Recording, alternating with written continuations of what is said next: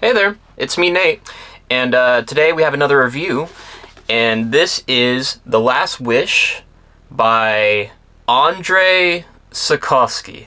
I think I got that. That's probably as good as I'm going to get it.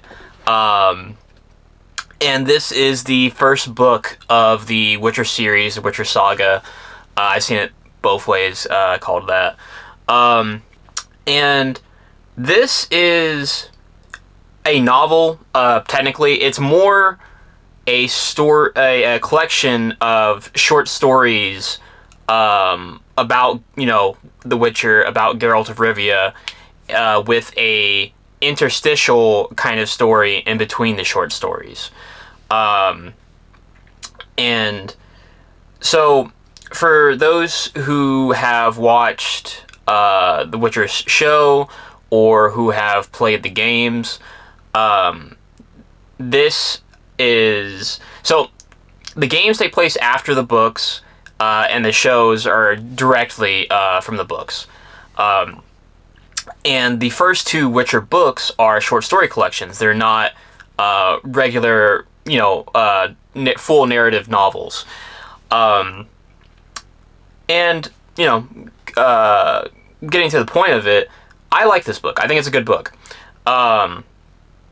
I'm not usually one for short stories. I'm not a big fan of them. I usually like a full novel, just one story, so I can really settle into the world, the characters. But I think this works because of the kind of framed narrative, because each of the stories is kind of like a flashback for Geralt, kind of fleshing him out as a character, showing different sides of himself and different aspects of the world and the races and the politics, and introducing some of the key characters for the series. So at the beginning of the story, at the beginning of The Last Wish, Geralt takes on a job from King Foltest to try to cure his daughter, his bastard daughter born out of incest, because she has become a Striga, and so Geralt is tasked with trying to cure her. And so after that job, Geralt has to recuperate, and so he is resting at a temple. And so in between each of these the short stories, it goes back to Geralt at the temple, while he is recuperating. And so each of the stories is kind of like a flashback from his time at the temple, and each story introduces a new element or more characters. Because for example, the final story in this collection, The Last Wish, is the introduction of Yennefer and kind of the beginning of Yennefer and Geralt's romance. And then there's a couple of stories with Dandelion, and this there's one, what is it called? The Lesser Evil, I think. That's the one with Geralt and Renfri.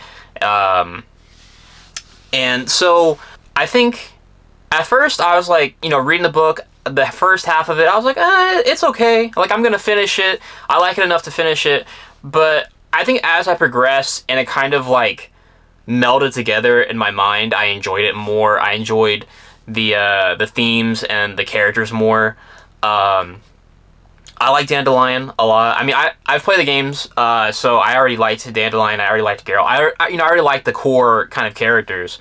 But I really enjoyed Dandelion and Geralt.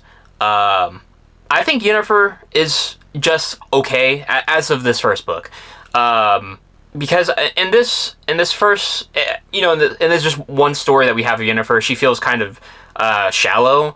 But I mean, that's not really fair to her, because we get one story with Yennefer and we get 4 or 5 other stories with Geralt.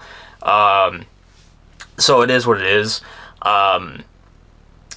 And because a huge, one of the big factors of the Witcher series is this, this ongoing romance and bond between Geralt and Yennefer. And also, one of the other big, kind of relationships, not romantic relationships, but character relationships, is the bond between Geralt and Ciri.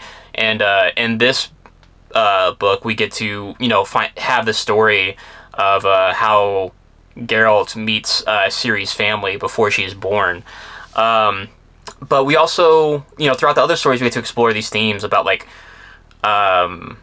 what it is, to be a monster, what it is to be, like, a witcher, and kind of like obsolescence, because as the witchers have hunted more monsters and made the world a more safer place, they in turn have now become the ones that are feared and who are kind of driven out and no longer wanted. So, like, as they slay monsters, they become more and more monsters themselves in the eyes of the regular people. And we also, in terms of also kind of like, being like an outcast and obsolescence, we have the elves who are kind, are these natives, and like as humanity has like grown in number and grown more powerful, they've been like driven out of their lands, and they're kind of like stuck in their ways and traditions, and they want to hold on to that, but it's driving them to their extinction. So it's basically they have to adapt or or perish, and that's one of the things that's talked about. And so I liked it. I think it's a good book. I'd give it 3.5 stars out of 5 stars, which is a good book on my scale.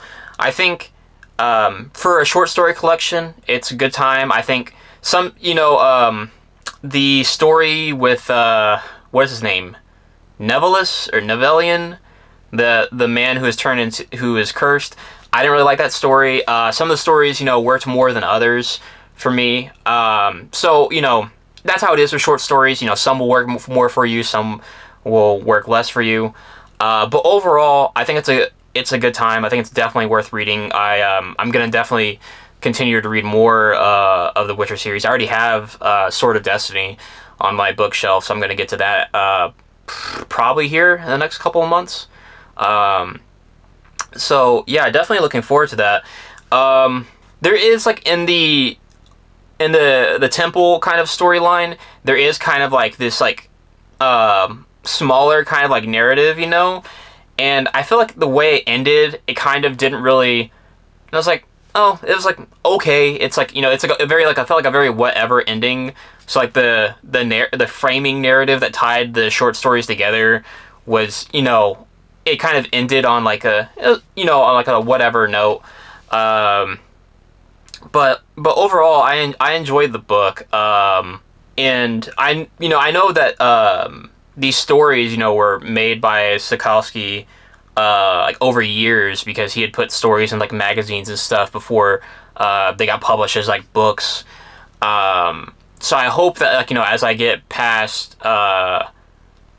once I finish Sword of Destiny and I move on to Blood of Elves, that it'll like once they're more of like a complete novel story, that there'll be more time to flesh out the characters, and more time to fleshing out the world and the politics and all that kind of stuff. So I'm really looking forward to actually continuing the series. I think it'll get better as it goes. But that's just my thoughts. If you've read The Witcher, or experience the series through like the show or the games, comment down below, and if you could like the video and subscribe to the channel. And until next time, have a good day.